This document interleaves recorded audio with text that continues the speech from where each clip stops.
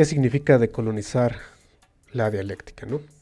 En lo que sigue voy a comentar la propuesta de George Cicarello-Maher en torno a una posible dialéctica descolonizada. Es la propuesta que tiene Maher en su libro del 2024. Independientemente de cuáles sean los sentidos precisos en los que Maher concibe la dialéctica, creo que el rasgo común a todos ellos, acaso sea que se trata de la expresión conceptual de un movimiento basado en oposiciones y en contradicciones. Maher parte de un concepto de dialéctica que podríamos estereotípicamente formarnos desde Hegel y Marx. En este registro, las notas concomitantes a dicho movimiento conceptual tendrían que ver con el progreso, según Maher, lineal, determinista y teleológico hacia la unidad totalitaria, en la que todas las contradicciones quedarían solventadas, ¿no? En el caso del marxismo, a esta serie de lastres se sumaría la presunta centralidad histórico-política de la clase proletaria, ¿no? Bueno, siguiendo en esto a Foucault, Maher mantiene que todos estos rasgos deben tomarse como señas de colonización y de pacificación autoritaria.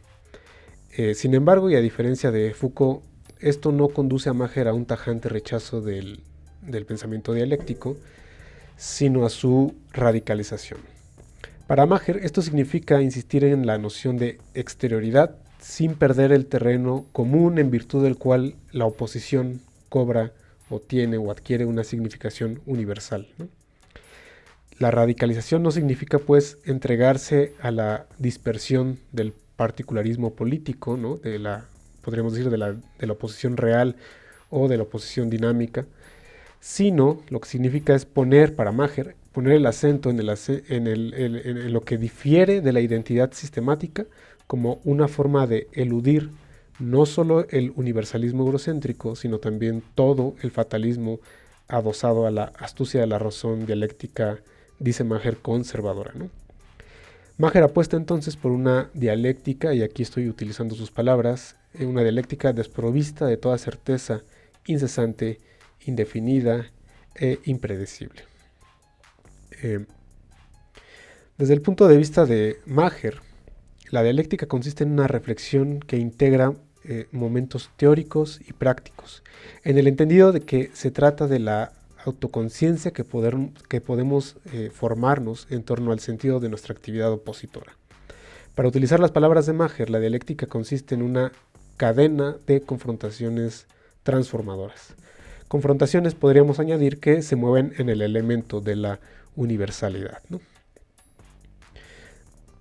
Ahora, lo que le preocupa entonces a Maher es que este elemento quede reducido nada más que a un mero esquema de explicación, no solo por completo disociado de la vida autoconsciente, sino que sirva este esquema de medio para inhibir la movilización política y social. Es decir, que, como dice Maher, cito, la dialéctica sea algo que nos acontece y que actúa sobre nosotros, en la cual estamos enredados, ya sea que lo sepamos o no, realizando inconscientemente el trabajo del espíritu. Hasta ahí Maher.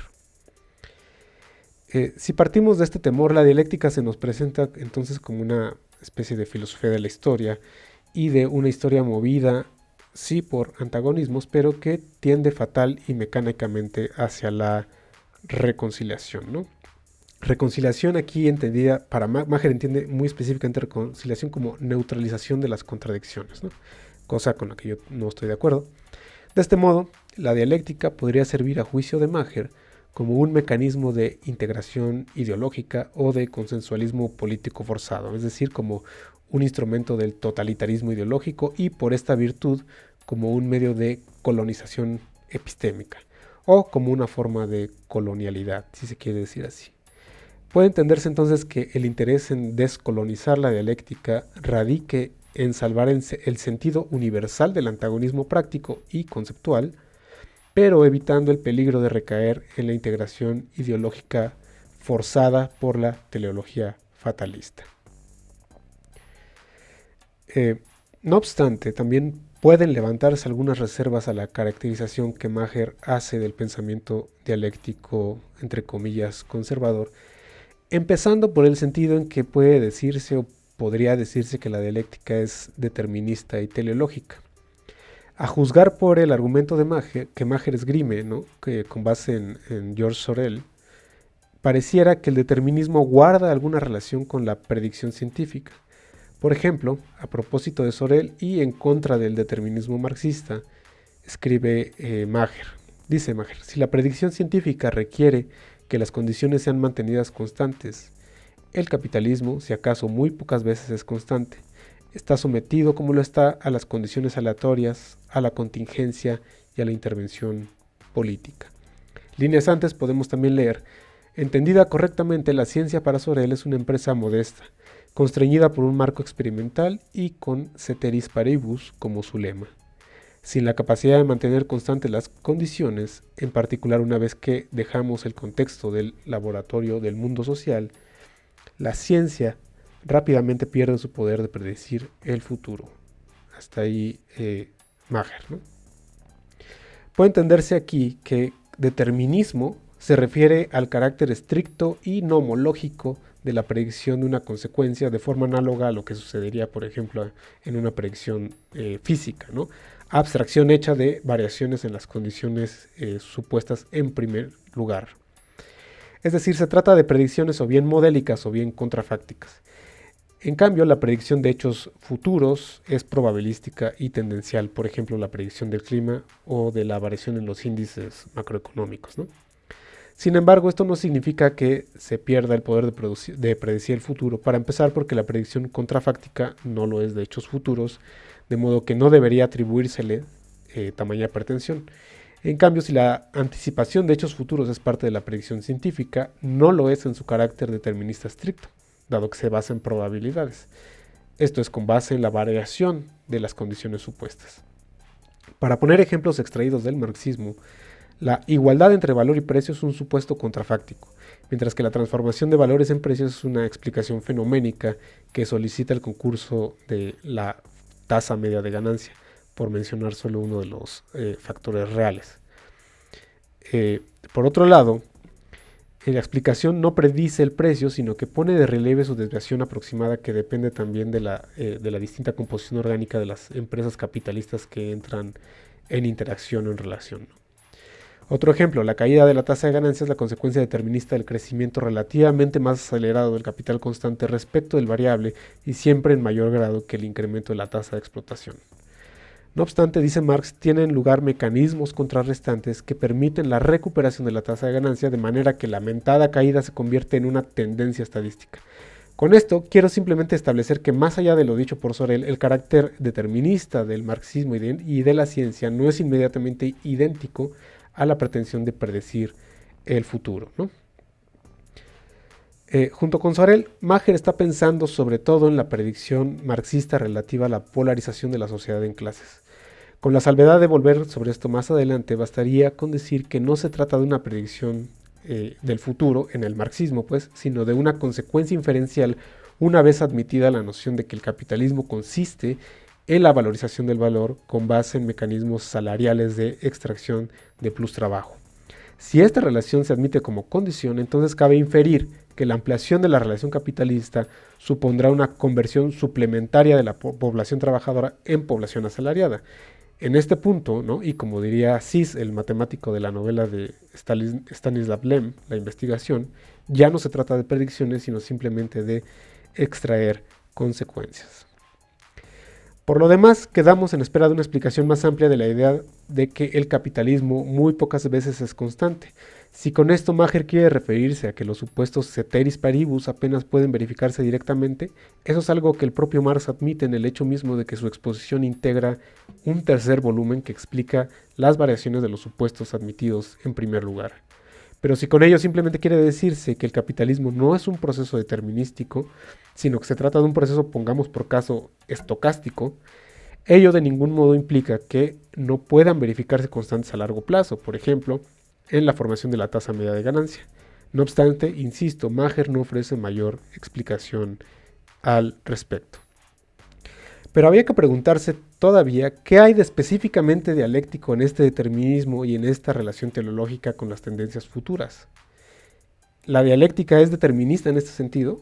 Si partimos de Hegel, podremos apreciar que la dialéctica es una empresa antes que nada conceptual. En este registro, determinación significa demarcación conceptual. Como dirían Arnaud y Nicole, ¿no? La determinación restringe la extensión del concepto. Ahora, la determinación es lógicamente relevante ahí donde pone una diferencia, es decir, ahí donde el criterio de demarcación se basa en la incompatibilidad material entre dos especificaciones dentro de un mismo universo discursivo, ¿no? Se trata de lo que Hegel denominaba la diferencia esencial. De manera que la oposición práctica solo podría calificarse de dialéctica en la medida en que el antagonismo político o de cualquier índole conlleve no solo una posición real o dinámica, sino conlleve o arrastre consigo una diferencia esencial, ¿no? En todo caso, determinismo significa algo sensiblemente diferente. En cuanto ismo, en cuanto postura o propuesta metódica, podría tratarse de la insistencia en Hegel de que por un lado no hay pensamiento que no se refiera a algo determinado en este sentido lógico, y que por otro lado la contradicción no tiene como resultado la nada o la trivialidad, sino también algo determinado, que es algo en lo que también insiste Graham Priest, ¿no? Que el dialeteísmo, la aceptación de la contradicción, no conduce a trivialismo, que es toda la crítica que hiciera Popper en su momento. Ahora, podemos o no estar de acuerdo con esto, la cuestión es que no deja de ser llamativa la propuesta de que la dialéctica en manos de Marx o de Hegel consiste en una dinámica nomológico-determinista y además de todo teleológica en un sentido empírico. Habría que suponer entonces que la negación determinada indica no un resultado conceptual, sino una consecuencia objetiva, como si se tratara de un efecto que sigue a su causa, o se trata acaso de un resultado inevitable en el sentido de que dicho resultado retroactúa como causa final. A juzgar por los ejemplos que nos facilita Maher, el determinismo podría ser de hecho y específicamente teleológico. Y si este fuese el caso, los supuestos de los que se parten no precisarían tomarse como ceteris paribus, sino que bastaría con suponer la existencia a priori de una adecuación al fin, independientemente de cualquier variación, o incluso, más bien, se trataría de explicar cualquier variación en función de aquel fin. En el caso concreto de Hegel y por vía de Franz Fanon, Maher menciona el ejemplo de la dialéctica del amo y del esclavo. En el caso de Marx y a propósito de Sorel se trata de la revolución proletaria. Ahora, en lo que atañe a la dialéctica del amo y el esclavo, la finalidad es, ya sabemos, ¿no? El reconocimiento, la formación cultural, la libertad de la autoconciencia, etc. Y el argumento de Fanon es que este desarrollo no puede verificarse bajo condiciones coloniales debido a que la lucha no parte de una igual condición abstracta de las autoconciencias, sino que la lucha es de entrada una lucha por y en contra de la dominación.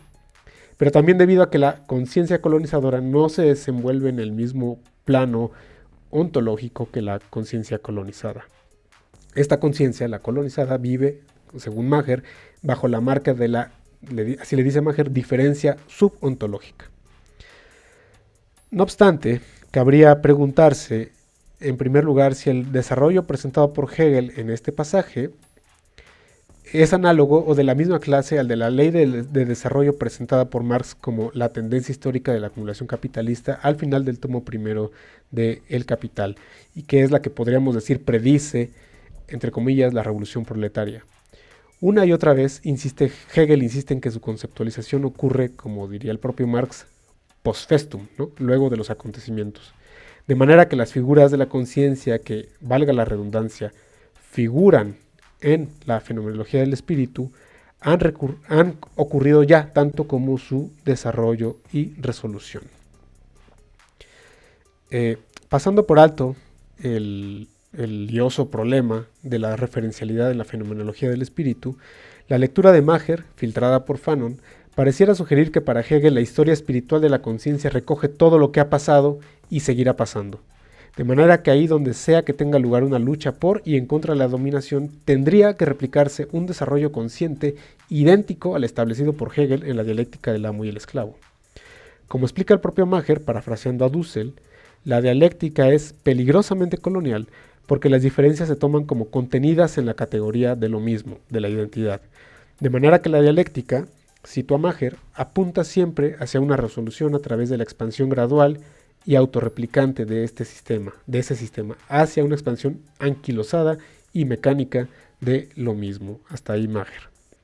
Solo de esta manera se entiende que Fanon sintiera pertinente traer a Hegel a cuento de una situación colonialista. En esta situación, el esclavo que trabaja no se objetiva en el sentido de su libertad ni de su autonomía, dada la diferencia subontológica. De manera que el amo no está nunca en capacidad de reconocer la personalidad del esclavo. Sea cual sea la opinión que nos merezca esta apreciación, debe admitirse que es incompatible con la tesis de que el determinismo dialéctico trabaja bajo condiciones en lo demás constantes, es decir, ceteris paribus, dado que Fanon parte de inmediato de una relación no admitida por Hegel, a saber, la igualdad. Hegel parte de la igualdad abstracta de las autoconciencias vivas, es decir, Hegel parte de la identidad subontológica, si así quiere decirse. O bien al contrario, si se insiste en tal tipo de determinismo, tendría que admitirse que la de Fanon no es una crítica que pueda afectarla a Hegel, dado que vulnera las condiciones bajo las cuales la explicación de Hegel demanda o reclama validez, ¿no? Por presunción de racionalidad, digamos que la crítica de Fanon afecta de hecho a Hegel, de manera que la dialéctica hegeliana no sería determinista con base en la invariabilidad de las premisas, sino con base en la adecuación finalística a priori. Sin embargo, esa adecuación no es suficiente para explicar la pertinencia de la crítica de Fanon. Hace falta también que la serie de figuras de la conciencia sea empírica e históricamente exhaustiva, por lo menos en el sentido de que, lógicamente, queden agotadas todas las posibilidades que puedan encontrarse y ser reducidas al modelo hegeliano. Y es que ese es el reduccionismo que Fanon intenta criticar. Pero habría que recordar que la colección de figuras de la conciencia Hegel la integra para efectos de la demostración del punto de vista científico-filosófico.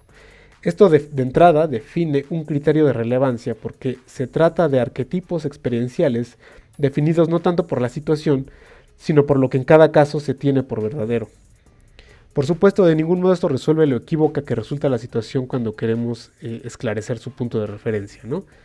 Se trata de la esclavitud antigua, de la servidumbre feudal, de la revolución haitiana o del estado de naturaleza jovesiano. No sabemos. En todo caso, lo que desencadena la lucha por el reconocimiento es el hecho de que en este punto cada autoconciencia se tiene a sí misma como lo verdadero, o mejor, tiene a la abstracción conducente a la certeza de sí como lo verdadero. Ahora, el hecho de que el drama parte de dos conciencias aisladas y en igualdad de condiciones debería alimentar la hipótesis de que Hegel está hablando del estado de naturaleza, estado que para él mismo era un mito moderno tal y como lo explica en la filosofía de la historia universal. Con esto quiero decir que la situación misma de la que parte Hegel es abstracta, aunque acaso pueda ser instanciada como un conflicto entre particulares miembros de la sociedad civil. Las autoconciencias entran en lucha para conservar o para verificar su certeza, no para emanciparse, por lo menos en ese escenario, pues, ¿no? Podría decirse incluso que el sometimiento es, en este escenario, el resultado de la lucha por conservar la autonomía. Por otro lado, la lucha como tal no se resuelve en el reconocimiento como parece sugerir Maher, siguiendo a Fanon. Si prestamos atención al ulterior desarrollo de la sección autoconciencia, podremos apreciar que su certeza distintiva, es decir, la certeza negativa o abstracta de sí, fracasa al punto de terminar en la desdicha. En términos estrictos, la teleología del reconocimiento de las autoconciencias se logra en el terreno de la razón, y más precisamente en el del espíritu. Pero la consecución de tal fin demanda que la certeza de la autoconciencia, y aquí voy a retomar lo que estaba diciendo Tobías, la consecución de tal fin demanda que la certeza de la autoconciencia de hecho varíe o que la autoconciencia renuncie a su noción fundamental de verdad. Para decirlo en breve, requiere que la autoconciencia se encuentre a sí misma en la otra por medio de la renuncia a sí misma. Por contraste, la situación colonialista de Fanon no comparte ni el punto de partida ni la teleología, de manera que resulta sumamente original extrapolar el planteamiento de Hegel solo para después sugerir que la dialéctica fracasa en predecir, en este caso, la inevitabilidad del reconocimiento. Como ya mencioné, la teleología en la que está inscrita la autoconciencia dentro de la fenomenología del espíritu ha sido esclarecida establecida por Hegel post festum y solo para efectos de registrar la serie de variaciones que la certeza de lo verdadero tiene que sufrir para llegar al punto de vista científico, donde la diferencia entre certeza y verdad habría sido cancelada, ¿no? Dicho con otras palabras, análogamente a como hace Kant en la crítica de la razón pura, aunque por supuesto no idénticamente, Hegel explica retroactivamente la condición de posibilidad de la ciencia en el sentido de un desarrollo orgánico de la conciencia. Por el contrario, la teleología marxista, la que se supone predice el acontecimiento de la revolución proletaria y el establecimiento del socialismo como inevitables, es de muy otra naturaleza. En primer lugar, porque no parte de algo dado para explicar retroactivamente el desarrollo que lo ha hecho posible, es decir, no es una teleología definida post festum, por lo menos en lo que atañe a la revolución proletaria. En segundo lugar, porque aunque el resultado implica una variación en la conciencia, es decir, en la conciencia de clase, tal variación no es el resultado mismo. De ahí que Marx criticara a la izquierda hegeliana por contentarse con la mera transformación de la conciencia.